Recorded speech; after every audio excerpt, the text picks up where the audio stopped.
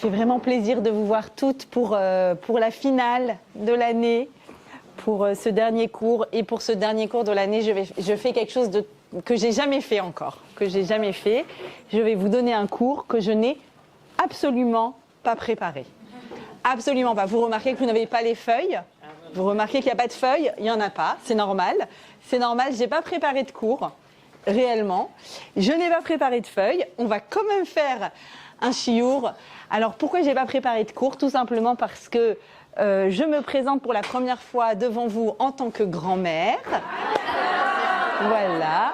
Je suis grand-mère. Ma fille, ou plutôt ma fille et maman, c'est ça qui est le plus important. Ma fille aînée et maman. Et Odou Lachem Kitov, qui est le Olam Chasdo. Je vais essayer de faire court sans pleurer, parce que je suis très, très, très remuée. Je vais essayer, parce que... donc ma fille, je sais pas, vous le savez peut-être, elle est étudiante sage-femme en fin de parcours. Et mon gendre m'a appelée vers 9h30 ce matin en me disant qu'elle aimerait bien l'aide de sa maman pour le pré-travail. On sait qu'on commençait un premier bébé.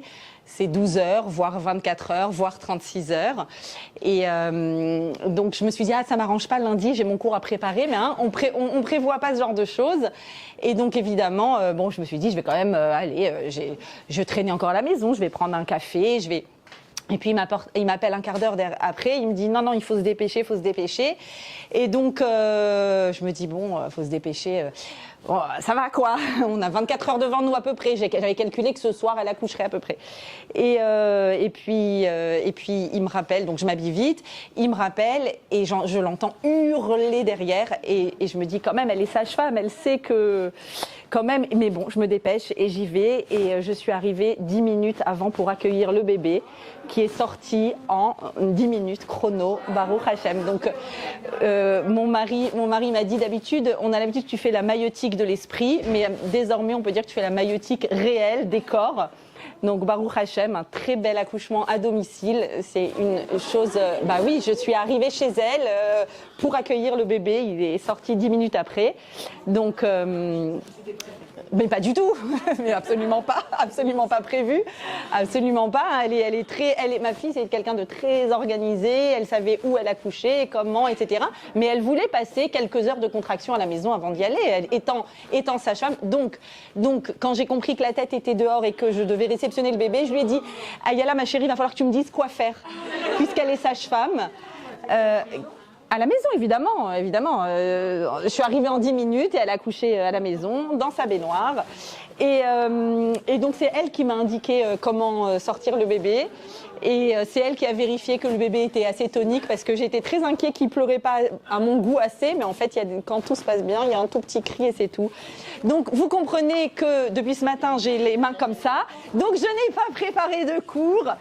Mais c'est petite fille, Baruch Hashem, petite fille. Voilà, c'est fou, je n'aurais jamais imaginé démarrer un cours de cette façon-là. Voilà, mais Boré Olam, le maître du monde, m'a mandaté pour accueillir cette petite princesse, cette première... Alors, le SAMU et les pompiers ont mis 20 minutes après la délivrance du placenta à venir. Voilà, ils n'étaient pas pressés. Donc, quand ils sont venus, il n'y avait strictement plus rien à faire. Non, on avait vraiment tout fait et tout fini, même le placenta. Bon, bref. Non, tout s'est bien passé, Baruch Hashem. En fait, il fallait juste cueillir ce bébé comme on cueille une fleur, Baruch Hashem. Je souhaite à tout le monde des accouchements pareils, finalement, même si c'est un peu inquiétant sur le moment, on a peur de ne pas être à la hauteur, mais en fait... Voilà. Donc, ensuite, j'ai accompagné mon gendre. On a suivi le SAMU, on l'a accompagné au Bluet. Et ensuite, je suis revenue à la maison. Il a fallu que je calme toutes les personnes, tous mes enfants qui m'ont dit « Mais pourquoi je n'étais pas au courant ?» Et je leur ai dit « Mais moi aussi, je n'étais pas au courant. » En fait, personne n'était au courant. Donc, on a tous essayé de se calmer et de comprendre ce qui nous était arrivé. Je pense que je n'ai pas encore compris. Et c'est juste improbable. Et donc, j'ai quand même ouvert mon chumash. À 16h, j'ai ouvert mon chumash. J'ai dit, il y a quand même des dames qui ont envie d'étudier la Torah ce soir. La Torah, c'est la vie. Je viens d'assister à la vie avec un grand V. Et la Torah, c'est la vie. Et il n'y a pas de hasard. On tombe dans la parashat Roukat. Et j'ai compris quelque chose. Je me suis dit, à Kadosh Baruch Hu, ce qu'il a voulu, il a voulu que quand j'aborde la paracha de cette semaine Choukat, il a voulu que je parle de la force de la vie. Et pourquoi? Parce que d'habitude, chaque année, quand j'arrive à la paracha Choukat, qui est d'ailleurs la paracha de Bar Mitzvah de mon mari et de mon fils, c'est une paracha qui est très complexe à étudier. Comme son nom l'indique, Choukat, ça vient du mot chok. Le chok, c'est la mitzvah que tu ne peux pas comprendre. C'est la mitzvah, ça vient du mot chakouk. Chakouk, ça veut dire qui est taillé dans la pierre, d'accord? Un chok, c'est quelque chose qui est taillé dans la pierre. Ça veut dire que c'est vraiment quelque chose que tu ne peux absolument pas comprendre. On a quelques mitzvot, un certain nombre de mitzvot qui font partie des choukim. La paracha s'appelle Choukat et elle s'ouvre avec une mitzvah incompréhensible. La mitzvah de la para adouma, de la vache rousse, avec laquelle, une fois qu'elle est brûlée, on récupère les cendres, on les mélange, ces cendres à de l'eau, et quelqu'un qui a contracté une impureté due à la mort qu'on appelle tumat met, le mot impureté est mal traduit, je vais utiliser le mot tum'a, d'accord? La mauvaise traduction c'est impureté, on va essayer de comprendre ce que ça veut dire. On passe avec ces cendres-là qui sont envoyés, qui sont aspergés sur la personne, eh bien on passe du côté de la tahara. C'est un chok, c'est le chok le plus incompréhensible. Et chaque année, quand j'aborde cette paracha, j'aborde la notion des épreuves, la notion de l'incompréhensible dans la vie. C'est aussi une paracha où on quitte, ou plutôt nous quitte, Aaron et Myriam nous quittent dans cette paracha. Et donc, c'est aussi la paracha de l'absurde. Et chaque année, je l'ai abordée en me disant, eh ben voilà, la Torah vient nous donner des forces à toute personne qui a vécu une épreuve, qui a vécu de l'absurde, qui a vécu, Dieu préserve, la mort, puisque c'est une paracha qui te fait passer, qui te fait basculer des signaux terribles que t'envoie la mort vers la nécessité des signaux de vie. Et cette année, j'ai compris qu'Akadosh Baruch Hu ne voulait pas du tout que j'étudie cette paracha de cette façon-là. Il voulait que je ne parle que de la vie. Je peux parler que de la vie après ce que j'ai vécu ce matin, de rien d'autre et de la force de la vie. Et donc, c'est de cette façon qu'on va aborder ensemble cette paracha. Le plus grand chok, ça veut dire qui est taillé, qui est immuable, qui est là. Le plus grand chok de la vie, c'est quoi? On le sait, c'est qu'il existe la mort. Après, on le met dans un coin, dans un tiroir de nos têtes qu'on n'ouvre pas tous les jours. C'est normal, sinon on serait dépressif. Mais on sait que la naissance est merveilleuse, c'est extraordinaire, mais que toute personne a un temps maximal de vie sur Terre au niveau de son corps. Et ça, c'est le plus grand chok de la vie. Et c'est quoi le plus grand chok de la Torah? Zot Choukat Torah. Zot Choukat Torah, nous dit la paracha, elle s'ouvre comme ça. In fine, ce que la paracha nous dit, c'est que la mort, c'est pas la fin. F-I-N, c'est pas la fin. C'est quoi? Alors c'est quoi la mort si c'est pas la fin? Ça a l'air d'être la fin. Eh bien la Torah dit non, c'est la fin, F-A-I-M. C'est la fin quand tu as envie, encore et encore et encore, comme quelqu'un qui a faim de vie. C'est pas la fin F-I-N, c'est la fin F-A-I-M. C'est ça que la Torah ici est en train de nous dire. Alors, pourquoi on va se poser la question en premier, pourquoi Choukat, cette paracha ici? Pourquoi ici dans Bamidbar? Sachez que nous enseigner que la mort c'est pas la fin, F-I-N, et que à l'intérieur de Am Israël, du fait que nous avons la Torah, il y a en nous une faim de vie extraordinaire, une soif de vie, un désir de vie, une capacité de vie, je vais même dire une capacité de renaissance. C'est toute l'histoire d'Israël à l'échelle collective, mais c'est aussi notre histoire à l'échelle individuelle. On a des ressources, on a des graines en nous permanentes. C'est ça que nous enseigne cette paracha. Et elle nous l'enseigne comment?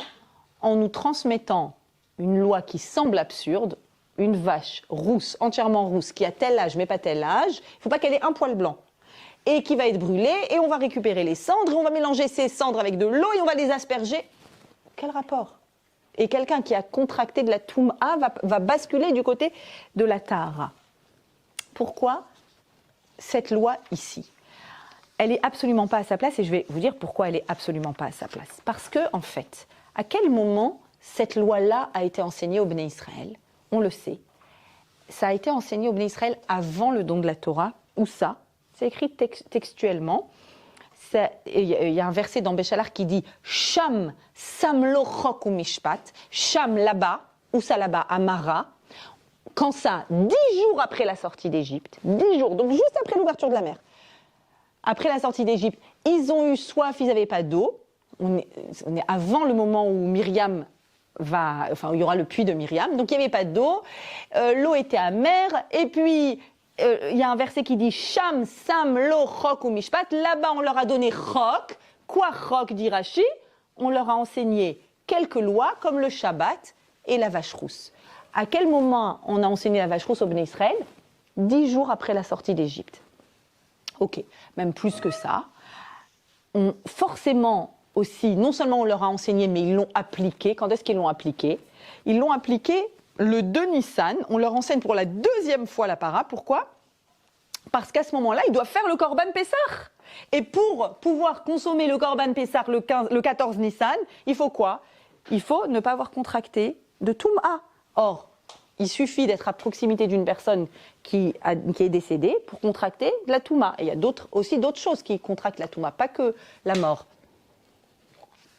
Donc à ce moment-là, ça leur a été non seulement enseigné, mais enseigné pour être réalisé. Est-ce que la Torah, elle en parle là-bas? Non. À quel moment elle nous parle de la loi de la vache rousse? Ici. Maintenant, quand je dis ici, c'est quand ici? La semaine dernière, dans Korach, on était 1 an et demi après la sortie d'Égypte. Vous vous souvenez? On a vécu la sortie d'Égypte, on a vécu le don de la Torah. 1 an s'est passé, on était toujours au pied du Sinaï, et puis ensuite il a fallu partir, et puis il y a eu l'histoire il y a eu les Méraglim, il y a eu les explorateurs, il y a eu la dispute de Korach quand on a appris qu'on restera encore 39 ans dans le désert. Regardez le bond que fait la Torah. Vous savez quand on est là? On est 38 ans et demi après. La Torah est passée sur 38 ans et demi. Là, dans le livre de Bamidbar. Entre la semaine dernière, ce qui s'est passé avec Korach, la dispute, et cette semaine, il y a 38 ans et demi. Pourquoi? Parce que là, on est à la frontière d'Eretz Israël, dans la paracha de cette semaine. Ça y est, toute cette période est passée, et c'est maintenant qu'on nous parle de Choukat, alors que ça fait 38 ans, ça fait 39 ans qu'ils pratiquent la loi de la vache rousse. Ils la pratiquent réellement, puisqu'ils ont le Mishkan, et puisqu'ils mangent le Korban Pessah, etc. Pourquoi c'est maintenant?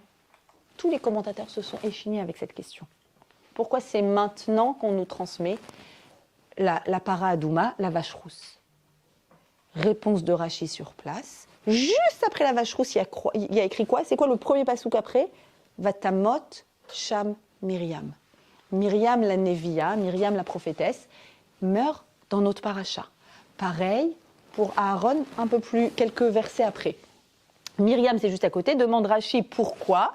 Pour t'enseigner que ma korbanot mechaprin, de la même façon que les korbanot, les offrandes, apportent une kapara, on va essayer d'expliquer ça veut dire quoi une kapara, af mitat tzadikim mechaperet, de la même façon, sache que quand un tzadik, une tzadékette s'en va, ça apporte une kapara. C'est quoi une kapara? Ça vient de, vous entendez le mot kippour. C'est quoi kippour? Kippour, non. Textuellement, kippour. Alors, il y a le pardon, c'est ce que vous avez en tête. Mais le kippour, c'est un vrai kippour vraiment vécu. C'est ce qui te donne une renaissance. C'est ce qui te permet d'être quelqu'un d'autre. Quelqu'un qui fait teshuva, on dit que c'est comme un bébé qui vient de naître. C'est-à-dire, quand je fais une vraie teshuva, je ne suis pas à la continuité de ce que j'étais avant. J'ai réussi à cesser avec un comportement. Il n'est plus moi. Kapara, ça veut dire, c'est comme au sens... La kapara, c'est une couverture. D'accord? C'est-à-dire que, en fait, ce comportement, c'était extérieur à moi. Je l'ai enlevé. Et j'ai un vrai moi qui apparaît. D'accord? Donc, en fait, La kapara, c'est quoi?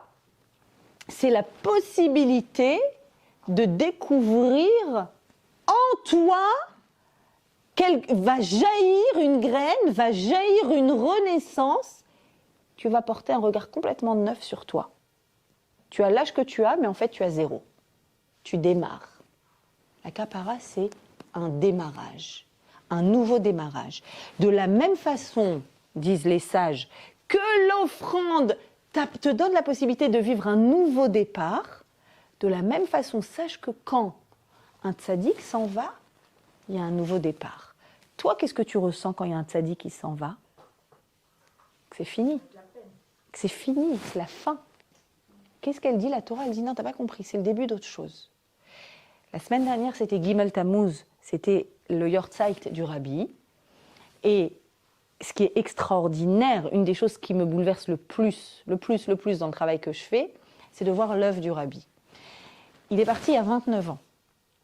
J'étais jeune il y a 29 ans, je ne connaissais rien ni à la Teshuvah, ni au mouvement Chabad, ni rien. Plus je le fais, plus moi je me sens liée profondément et intimement avec ce mouvement et avec le Rabbi. Je dis, je ne comprends pas. Ça fait 29 ans qu'il est parti. En général, quand quelqu'un part, il n'y a pas de suite. C'est le cas, il n'y a pas de suite. Il n'a pas eu de descendant. C'est terminé.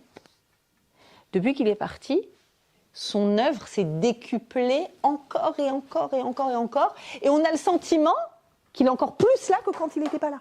Encore plus. C'est-à-dire qu'il y a en permanence une force qui jaillit. Et j'observe et je me dis, mais comment ils arrivent encore à ouvrir des mikvés, à ouvrir des synagogues, à faire des cours de Torah, à produire. C'est vraiment le mouvement le plus impressionnant qui existe dans le monde juif. Il n'y en a pas d'autre. Et surtout, c'est le seul mouvement dans le judaïsme qui ne juge personne, qui aime tous les juifs, qu'il n'y a aucune distinction, ni entre la culture, ni entre Ashkénaz, séfarade, pratiquants, pas pratiquants. Et une fois, j'étais au Beth Rabat de Rhodes, et j'ai vu avec quel amour le chaliard s'occupait de tout le monde, et je lui ai fait en complément, je lui ai dit, mais c'est extraordinaire, tous ces laïcs, j'ai dit comme ça, toutes ces personnes laïques qui arrivent de Tel Aviv, d'Israël, qui sont à Rhodes, et qu'ils arrivent pendant Shabbat, ils repartent pendant Shabbat, il y a 0 jugement. J'ai juste dit le mot laïque, il m'a dit, j'utilise pas ce mot, il n'y a que des juifs ici. Et j'ai adoré. J'ai adoré. C'est pas un gros mot de dire laïque. Laïque, ça veut dire une personne qui est pas pratiquante. Non, il n'y a que des juifs. Comment je suis arrivée à ça? Je ne sais pas. Kapara, exactement. Donc la force de se dire que le départ d'un tzaddik, c'est pas quelque chose qui est terminé. Au contraire, c'est ce qui te donne une force de faire jaillir quelque chose de neuf. Ok, donc c'est pour ça que Roukat est ici. Il est ici parce qu'on est dans une paracha où réellement, à la lecture de la paracha, tu dis « Waouh, c'est dur ». On m'évoque 2 décès de 2 tzadikim, Aaron et Myriam. Moshe va frapper le rocher au lieu de parler au rocher quand il veut faire jaillir l'eau, et donc il ne pourra pas rentrer en Eretz Israël. C'est dur aussi. Qu'est-ce qu'il y a d'autre qui est dur? Ils vont être en chemin, ils veulent traverser par le pays de Édom, ils leur disent, on vous promet, tout ce qu'on consomme, on le payera, juste on traverse pour aller en Eretz Israël. On leur interdit. La haine du juif qui est gratuite et qui n'a aucune explication, c'est dur. C'est dur. La fatigue du chemin, ils sont en chemin et du coup ils se demandent, alors qu'on ne peut pas passer par Édom, alors il va falloir qu'on fasse un détour, ils vont faire un détour. C'est dur. Et là il y a des serpents qui vont arriver, qui vont mordre certaines personnes et Moshe c'est de là que provient le fameux signe à la pharmacie du serpent. Il va fabriquer, je ne sais plus comment il s'appelle ce signe, bref. Merci, voilà, chaque fois je l'oublie. Caducée, ouais. Il va fabriquer donc ce serpent d'airain et à la vue de ce serpent, tout le monde va guérir. Mais c'est dur la maladie, mais c'est dur le serpent, mais c'est dur les guerres. Il va y avoir une guerre, des guerres dans la parachate de cette semaine, des personnes qui ne veulent pas nous laisser passer. Tout ça c'est dur. Tout ça c'est dur et tout ça, vous savez ce que c'est? c'est absurde. C'est l'absurdité. L'épreuve, la guerre, la maladie, la mort, tout ça c'est l'absurdité. Et là, on a une paracha qui nous dit, je vais te donner quelque chose qui va t'aider à transformer tout ce que tu peux imaginer absurde, au contraire, en graine qui va naître. Et on le lit, Rav Moshe Shapira explique, on le lit dans un apparemment tout petit détail d'un verset. Le verset dit comme ça. Velakru la tamé, et on prendra pour la personne qui est tamée, mais à farce refat achatat, on prendra des cendres de cette offrande chatat, et venatan alav maïm chayim, on mettra dessus de l'eau chayim vivante, de l'eau vivante, maïm chayim, el keli, vers le récipient. On prendra, mais à phare de la cendre. Ok. Et là, d'abord, je vais vous citer Rav Hirsch. Rav Hirsch dit, l'homme doit savoir qu'il est susceptible de mourir, mais en même temps qu'il est éternel. C'est pourquoi il y a la cendre de la vache rousse. La vache rousse, c'est le corps qui se consume, la vache, mais il y a aussi de l'eau vivante qui le fait basculer dans le domaine de la liberté, de l'éternité du Dieu unique. Et on lui dit, ne tombe pas dans le désespoir, ne suis pas le corps et la mort, sois libre, avec toutes tes forces, sois le maître du corps périssable, garde la tahara en plein cœur de la touma. Ok, il faut que je vous explique ce que c'est la tahara et la touma, pour qu'on comprenne profondément ce Rav Hirsch. Ce que nous dit Rav Shapira sur ce principe du afar, un petit détail que nous, nos yeux n'auraient pas pu lire. Afar, c'est Aïn, Peresh. Normalement, on aurait dû écrire, et dans tous les autres versets de cette paracha, il y a écrit, pas Afar avec Aïn, il y a écrit Efer, Aleph Peresh, qui veut dire de la cendre. Et littéralement, c'est quoi qu'on a pris? La cendre de la vache rousse. Donc c'est Efer. Pourquoi tout d'un coup, quand on le mélange à quelque chose qui s'appelle Maïm Chaïm, de l'eau vivante, pourquoi tout d'un coup, le Efer, la cendre, devient Afar? Dit Rav Moshe Shapira, c'est exactement ça qui va se produire. Le Efer, la cendre, c'est quoi? C'est quelque chose qui a brûlé, et il reste de la cendre. La cendre est le signe qu'il y a eu un passé. Ça y est, tout a brûlé, il n'y a plus rien. La cendre, il n'y a aucune fertilité chimique dans le mélange chimique de la cendre. Afar, ça a l'air d'être le même mot, mais c'est un haïn. Afar, c'est quoi? C'est un terreau. Afar, c'est un terreau. Le terreau, c'est la fertilité. Le terreau, il dit quoi? Va pousser quelque chose. Il n'y a encore rien qui a poussé, mais tu mets une graine, ça va pousser. C'est tout le contexte pour que naisse quelque chose de neuf. Le afar, c'est le futur qui va naître. Le efer, c'est un passé qui est révolu. Le processus miraculeux et incompréhensible de cette eau mélangée à de la cendre qu'on asperge sur une personne, c'est le passage obligé d'un endroit dans lequel tu n'es que passé. Tu portes un passé et tu as l'impression que ce passé, il te limite, vers un endroit dans lequel tu n'es que futur. Et la Torah t'accorde la possibilité de faire ce passage. Ok, il faut qu'on comprenne qu'est-ce que c'est. Qu'est-ce que c'est que ce passage-là? Ce passage de quelque chose qui a l'air d'être entièrement mort vers quelque chose qui est entièrement vie. Et je ne peux pas ne pas évoquer ce passouk que j'ai en tête depuis ce matin, au moment où Shifra et Poua sont appelés pour faire naître les bébés juifs et que l'horrible pharaon leur dit de mettre à mort les bébés garçons. Elles répondent qu'elles n'ont pas le temps. Je vous assure que des fois on n'a pas le temps, ça arrive trop vite. Kilo ke mitzriyot ha-ivriot. Parce que les Égyptiennes ne sont pas comme les femmes hébreux. Ki chayot hena. Parce qu'elles sont chayot, pleines de vie. Les commentateurs nous disent, ça veut dire quoi? Lo ke mitzriyom, dans le mot mitzriyot, les Égyptiennes, il y a le mot tsar. Tsirim, c'est les contractions. La mitzriya, l'égyptienne, c'est celle qui est concentrée sur les contractions. Ça fait mal, ça fait mal, ça fait mal. Elle n'est pas dans les ivriotes. La ivria, c'est vers, celle qui va de l'autre côté. C'est la personne qui dit, il y a des contractions, mais il y a aussi après les contractions. La ivria, elle dépasse la contraction, elle ne reste pas coincée dans la contraction. Qui chayotena, parce qu'elles sont pleines de vie, parce que la vie te dit que, vous savez que être en position d'accouchement dans la Torah, ça s'appelle yoshevet halamashber, être assise sur le mashber. Mashber, c'est quoi? Ça vient du mot chavour. Chavour, ça veut dire casser. Mashber, c'est une crise.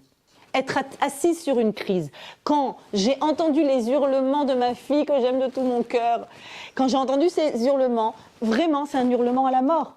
Et la Gemara dit qu'une femme qui accouche pousse, je crois que je ne me trompe pas, 69 hurlements de mort et un qui l'a fait passer vers la vie. Ce qui change tout, c'est celui qui fait passer vers la vie. Qui chayotena. Vous savez ce que vous devez chuchoter dans l'oreille d'une femme qui est dans les tsirim, dans les contractions, qui est encore dans les contractions, vous lui dites une phrase. Tu as bientôt ton bébé dans les bras. Et c'est fini. Tu as bientôt ton bébé dans les bras. Mais si tu lui dis, comme m'avait dit une horrible sage-femme lors d'un de mes accouchements, Madame, il n'y a rien qui bouge chez vous, alors quand on te dit ça, tu as envie de la mordre, de la massacrer, et effectivement, là, tu restes une mitzriya, tu restes dans tes contractions. Mais il suffit de dire à une femme juive, parce qu'une femme juive, c'est dans son ADN, de lui dire, t'es après, t'es déjà après, t'es une ivriya. On n'est pas coincé dans une situation, on est dans la situation d'après, on la vit déjà d'avance. Qui a fait ça sans arrêt dans notre paracha? C'est qui la ivriya la plus incroyable, qui est d'ailleurs sage-femme dans notre paracha? C'est Myriam. D'ailleurs, c'est rigolo, enfin non, il n'y a pas d'hasard. Vous savez que je m'appelle Mariacha, mais en fait, c'est le nom lituanien de Myriam. Mon vrai prénom, c'est Myriam, même si on ne m'appelle pas comme ça. Mais en lituanien, en yiddish, le nom d'amour de Myriam, c'est Mariacha. Donc, je ne savais pas que j'étais sage-femme, je l'apprends aujourd'hui. Mais effectivement, Myriam, elle a fait ça sans arrêt. Myriam, elle est toujours dans l'étape d'après. Elle n'est jamais dans l'étape d'avant. Pourquoi? Amram, son papa, se sépare de sa maman. Pourquoi? Parce que Pharaon a décrété ce qu'il a décrété. Elle lui dit, papa, aucun rapport, je ne suis pas d'accord. D'accord? Toi, en te séparant de maman, tu empêches même les bébés filles d'arriver. C'était une petite fille ce matin. Donc, c'est-à-dire quoi? Elle est quoi? Elle est déjà dans l'étape d'après. C'est-à-dire qu'elle n'est jamais enfermée dans l'étape maintenant. L'étape maintenant, si je la regarde, elle est horrible, elle est horrible. Elle regarde l'étape d'après. Il faut apprendre ça de Myriam. Quand est-ce qu'elle a fait ça aussi? Quand elle a amené les tambourins. Quand elle a chanté la shira à l'ouverture de la mer. Qu'est-ce qu'elle a fait à ce moment-là? Rappelez-vous. Oui, les Égyptiens sont morts. Mais là, tout de suite, on a un petit peu de galettes de matzah dans nos sacs à dos. On n'a pas El Al. On n'a pas l'agence juive. On est dans le désert et on ne sait pas de quoi elle fait demain. Demain, on ne sait pas de quoi elle fait. Et qu'est-ce qu'elle fait? Elle chante. Elle chante parce qu'elle sait que demain, il y aura un autre miracle. Et quand elle était en Égypte, elle a pensé à prendre les tambourins parce qu'elle savait qu'il y aura un miracle. En gros, une femme juive doit toujours avoir un tambourin sur elle. C'est ça qu'on apprend. On doit toujours avoir une étape d'avance. Quand il y a quoi que ce soit, quelle que soit l'information, on nous donne une information qui est négative ou qui est inquiétante, et comme tout ce qu'on voit dans cette paracha, et la guerre, et le long chemin, et Dieu préserve la maladie, et le serpent qui... Non, je suis dans l'étape d'après. Nous, les Juifs, on est déjà dans l'étape qui va arriver. C'est ça, une ivriya. Ok, alors comment on fait ça? Comment on fait ça et comment ça se fait que c'est la femme qui symbolise tellement ça? Myriam. C'est de Myriam qu'il s'agit, juste après la paradouma. Comme pour dire, une tzadékette, oui, il y aura aussi Aaron, mais là je te parle d'une tzadékette, d'une femme qui a en elle cette force-là, d'être dans l'étape d'après. Cette femme-là qui a été une sage-femme. Pourquoi c'est elle? En d'autres termes, pourquoi c'est nous? Pourquoi nous, quand on fait un chiour féminin, on doit rentrer à la maison après le chiour, en amenant avec nous la force d'être dans l'étape d'après, dans la force de la graine qui va jaillir, de ne jamais, jamais rester enfermé sur une information qu'on nous a donnée qui nous laisse penser que ce serait négatif, que c'est définitif, que ça ne marchera pas, que... Non, jamais. La femme juive, jamais. Pourquoi ? Parce que, mesdames, aujourd'hui, la Touma et la Tahara n'existent plus. Ça n'existe plus parce qu'on ne peut plus donner d'offrande au Beth Amikdash, parce qu'on n'a pas de vache rousse. Parce que plus personne ne peut recevoir, depuis 2000 ans, plus personne ne peut recevoir de cette eau de vie, eau vivante qui nous ramène vers la vie. Alors on est tous tamés? Non. Il n'y a que la femme juive qui sait encore ce que c'est que la Tahara. C'est la seule qui sait. Aujourd'hui, la seule possibilité, aujourd'hui, depuis 2000 ans que le temple a été détruit, la seule possibilité de passer de la Touma à la Tahara, c'est la femme qui va au mikvé. C'est la seule possibilité. Elle s'appelle Tamé avant et elle s'appelle Tehora juste après. Et je veux vous expliquer c'est quoi Tamé et c'est quoi Tahor. Comme je n'ai pas préparé de cours, comme vous pouvez le remarquer, je vais vous faire un cours sur la Touma et la Tahara que je fais à mes calottes, qui est le cours le plus important que je leur fais. Vraiment, je pense de toute la série de cours que je fais aux calottes, ce cours c'est le plus important pour vraiment comprendre. C'est un roc d'aller au mikvé. 5 minutes avant, c'est carette d'être dans un état de proximité avec son époux. Carette, c'est la chose la plus grave qui soit dans la Torah. C'est vraiment la neshama qui est exclue des neshamot juives. Mais 5 minutes après, c'est pas que c'est permis. C'est la plus grande des kedushot. C'est la plus grande kedusha, la plus grande sainteté. Il a quoi le mikvé? Comment il fait ça le mikvé? Comment une femme juive aujourd'hui peut être porteuse du principe de Touma et de Tahara? Alors venez, on essaye de comprendre. Qu'est-ce que c'est la Touma? Qu'est-ce que c'est que la Tahara? Le Rav Aryeh Kaplan explique. Tamé, ou c'est le mot atum par exemple, dans lequel on entend la racine tamé. Atum en hébreu veut dire bloqué. Tahor, tohar, c'est comme tsohar. Tsohar, ça veut dire une fenêtre ouverte. Tamé, bloqué.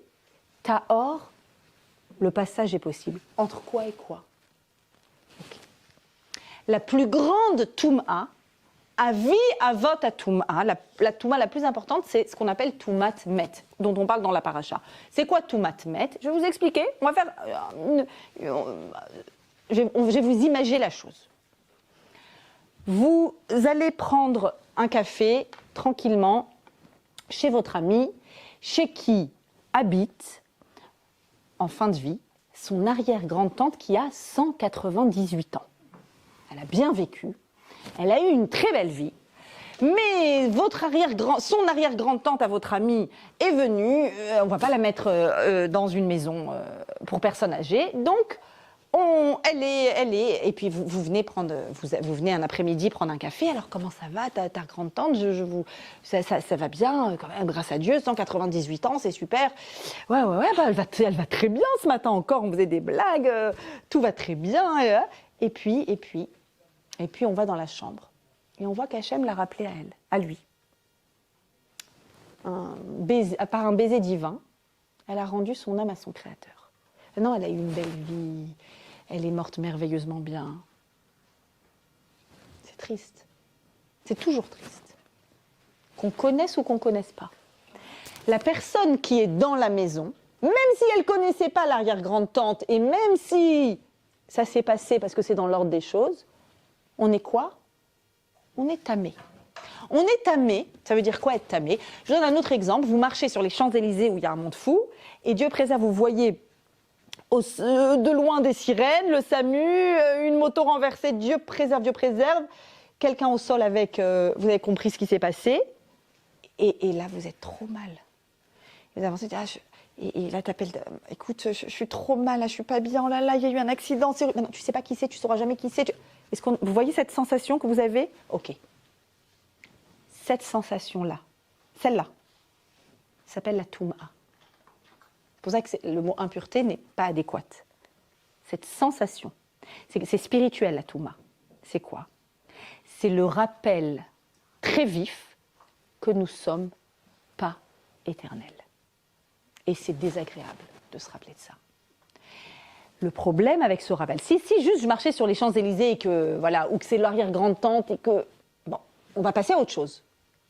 Le problème, c'est que si cette émotion si négative nous envahit énormément, que Dieu nous en préserve, elle peut nous envahir tellement qu'elle peut nous faire basculer du côté de l'absurdité de la vie et du côté de la dépression absolue et du côté du refus de choisir la vie.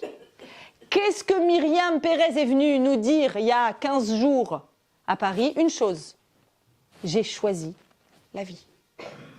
C'était absurde, ce qui m'est arrivé est inimaginable, c'est le pire du pire du pire. Et aujourd'hui, qu'est-ce que je fais? Je vais chez toutes les personnes qui ont perdu un proche, qui ont perdu un chayal, et qu'est-ce que je fais? Je lui dis, maintenant lève-toi. Va-t'en comme Naomi. Naomi s'est relevée. Maintenant tu te relèves, c'est un choix. On choisit. La Touma, c'est quoi? La Touma, c'est quand, dans le mélange qu'Akadosh Baruch Hu a fabriqué du corps qui est notre enveloppe et de l'âme qui est une étincelle divine, quand le corps prend le dessus dans notre vie et qu'il est aux commandes de la vie, ça s'appelle la Touma. Quand au contraire, on replace le corps juste comme simple réceptacle, que le corps est là juste pour accueillir la vie et faire sa mission tout au long de la vie, et qu'au contraire, qui est aux commandes? L'âme. L'âme qui est éternelle et qui cherche tout le temps à choisir la vie, alors à ce moment-là, on est dans quoi? Dans la Tahara. Maintenant, Akadosh Baruch Hu a décidé de fabriquer la femme avec une déficience majeure, c'est son cycle menstruel. Inexplicable au niveau de sa nécessité du point de vue médical. On aurait très bien pu avoir une ovulation sans avoir besoin d'avoir un endomètre, de perdre un endomètre. C'est absolument pas nécessaire. D'ailleurs, les médecins se demandent encore comment ça se fait que tout fonctionne si bien, sauf ça. Et cette pénibilité terrible. Pourquoi devoir vivre comme ça tous les mois une perte corporelle, une perte physique? C'est-à-dire que ce qu'on vit, c'est pendant presque une semaine, une chaîne fun, on a un, d'accord? La mauvaise humeur et le poids du corps, en fait. Le corps pèse lourd. Le corps s'invite dans nos vies et il est en roue libre. Il fait ce qu'il veut, exactement comme quoi? Comme un accouchement où tu as envie d'être dans le contrôle, tu as envie de savoir quel jour tu vas accoucher, quel jour ça va t'arranger. Non, ton corps, il fait ce qu'il veut. Pareil, quand les règles, elles arrivent, tu peux dire, ça ne m'arrange pas aujourd'hui, j'ai un examen, ça ne marchera pas. C'est comme ça.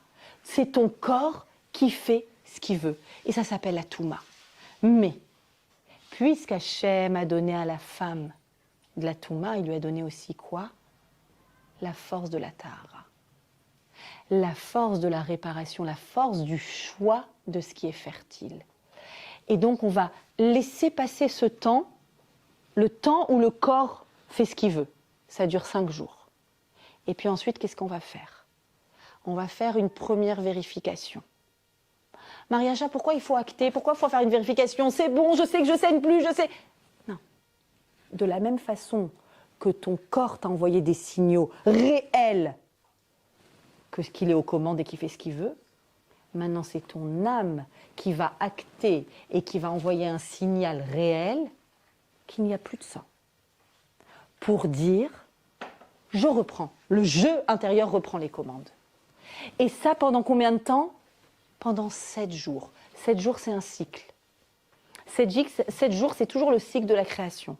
Donc tu vas te recréer à l'intérieur de toi une force de vie, une force vivante. Pourquoi Hachem il veut ça?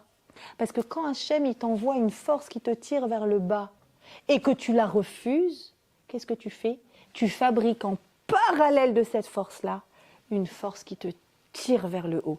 Et cette force, t'en as besoin dans tout. T'en as besoin pour éduquer tes enfants. T'en as besoin quand t'as des épreuves de la vie de tous les jours, des épreuves de Parnassa. T'en as besoin quand t'as un ado et que tu te dis, mais est-ce qu'il y a quelque chose de bon qui va sortir? Oui, oui.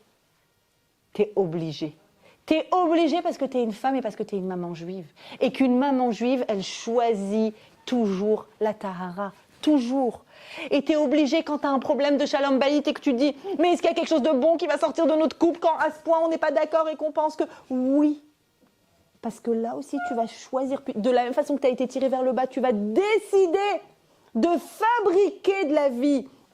Pourquoi Chava s'appelle Chava? Chava dit Rav Hirsch, c'est Chaya au carré. C'est 2 fois Chaya, 2 Yud, ça fait un Vav.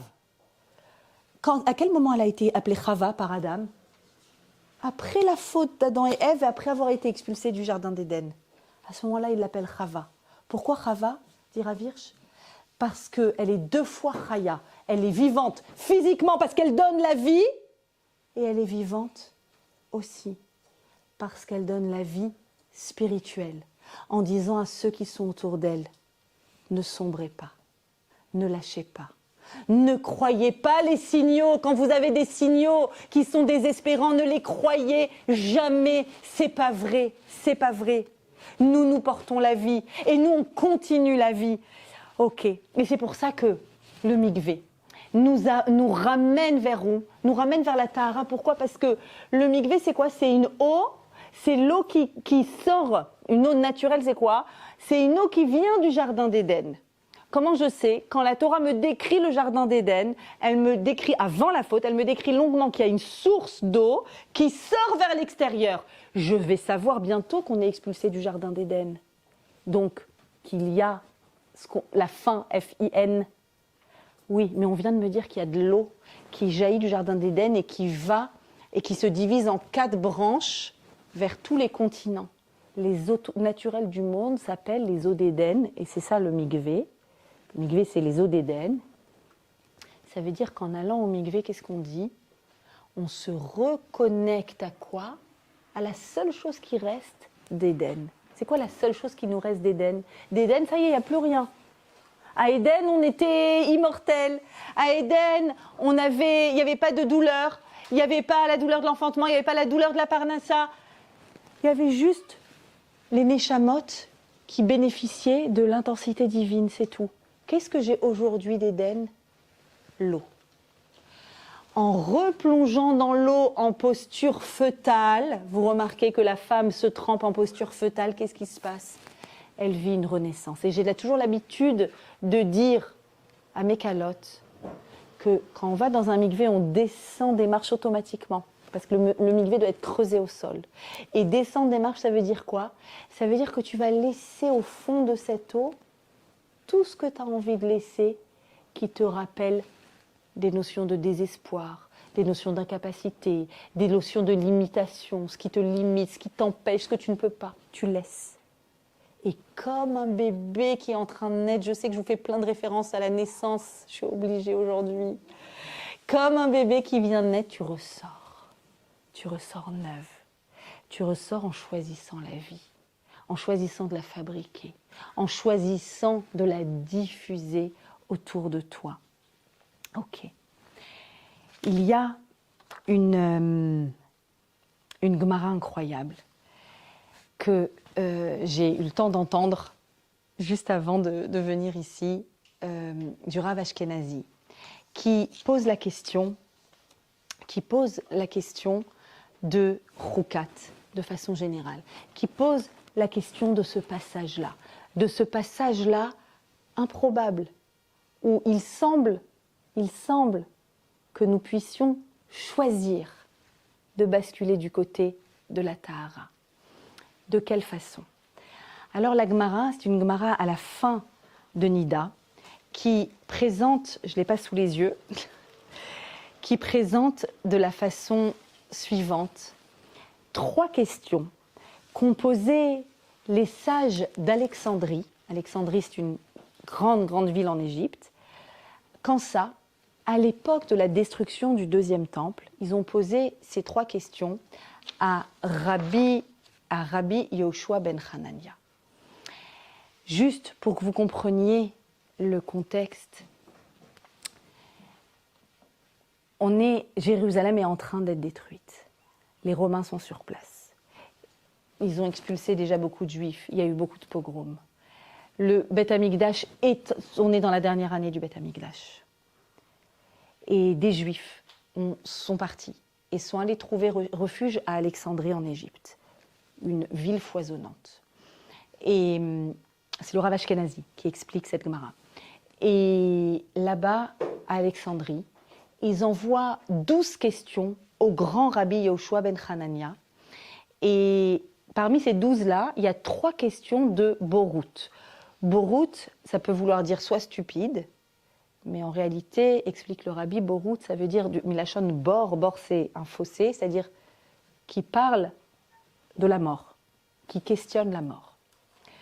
En fait, il faut savoir qu'il y a une interdiction totale pour un juif à retourner en Égypte. On n'a pas le droit de retourner en Égypte, vivre en Égypte. C'est terminé. Maintenant, dans le contexte actuel, des juifs sont partis de Jérusalem qui est sous domination romaine et on a l'impression que c'est la fin de l'histoire d'Israël. Ils ne savent pas que 2000 ans plus tard, nous parlerons de Ham Israël, qu'on aura un État juif à ce moment-là. Pas encore de Beth Amikdash, mais un début de Géoula avec l'État hébreu.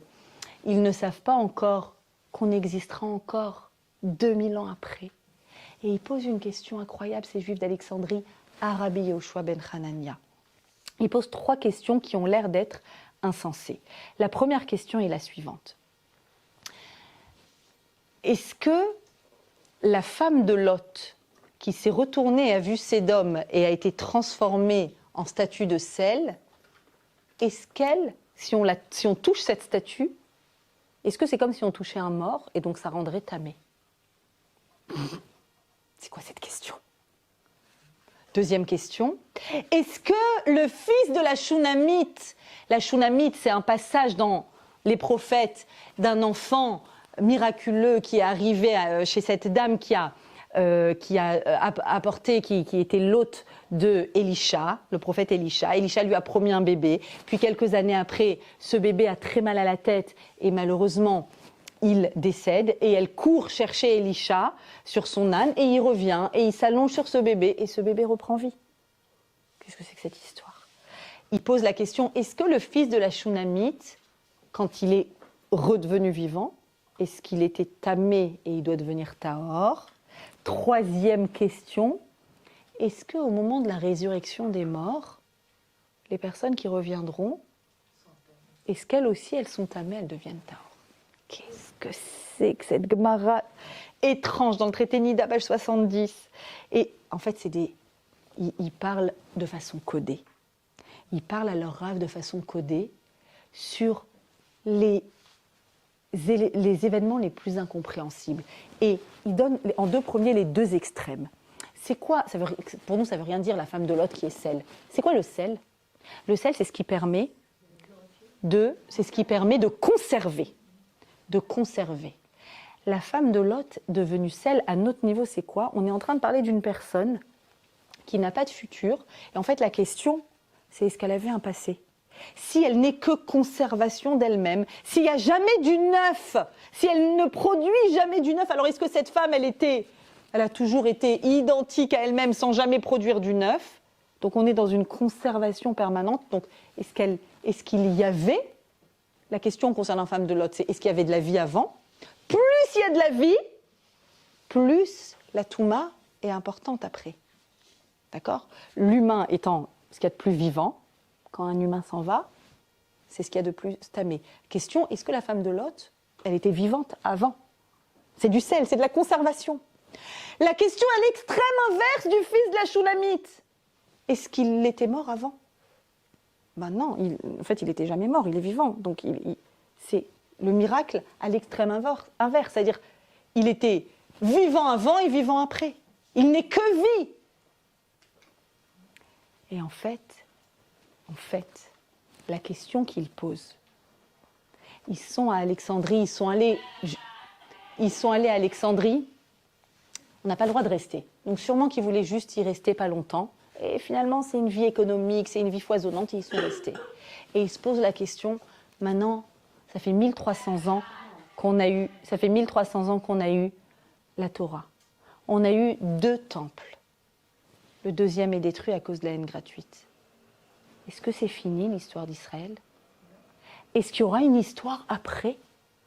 Est-ce qu'il y aura la troisième question? Est-ce que la résurrection des morts, est-ce que c'est mort l'histoire d'Israël? Est-ce que notre histoire à nous, Juifs d'Alexandrie, est-ce qu'il restera quelque chose de nous? Ou ça y est, c'est fini? Est-ce qu'on peut envisager de la Tahara, c'est-à-dire un terreau fertile d'où va naître quelque chose? On a l'impression, à cette époque, en plus 66, que tout est en train d'aller dans le sens de... Il n'y a plus d'Israël. D'ailleurs, c'est comme ça que les apôtres ont pu créer ce qu'ils ont créé en disant qu'il n'y a plus d'Israël. Chas v'shalom. Ça avait l'air d'être ça. Et en fait, ils posent une question collective sur la force de vie de Klal Israël. Nous, on a posé la question sur l'humain. On a posé la question sur la femme qui porte en elle la vie. Eux, ils portent la question, ok, nous tous à l'échelle collective, il y a un demain. Et la troisième question improbable qu'ils ont posée, est-ce que, quand il y aura la résurrection, est-ce qu'il faudra passer en mode Tahara? Comment répondre à une question pareille? Il ne répond pas, je ne sais pas. Il répond, quand Moshe reviendra avec eux, on lui demandera. Qu'est-ce qu'il est en train de dire? Ça ne veut pas dire je ne sais pas. Quand Moshe reviendra avec eux, il est en train de dire la chose suivante. Même Moshe, il n'est pas rentré en Israël, il est resté avec la génération du Midbar, du désert, il est resté avec eux. Et les Chachamim nous disent pourquoi est-ce qu'il est resté là-bas avec eux? Parce qu'un vrai leader reste toujours avec les Bnei Israël. Même après être parti, il reste avec eux pour les ramener. C'est-à-dire, il est en train de leur répondre. Ne vous préoccupez pas de ceux qui sont comme le sel, qui sont que dans la conversation, que dans la conservation et à l'identique. Nous, Am Israël, on a un terreau de vie en nous. Ne vous préoccupez pas non plus du fils de la Shunamite, où on est dans quelque chose d'éternel. Sachez que en vous, vous qui êtes à Alexandrie quand il n'y a plus de temple, vous qui êtes à Paris quand il n'y a plus de temple, sachez qu'à l'intérieur de vous, c'est en vous en fait quelle est la Tahara.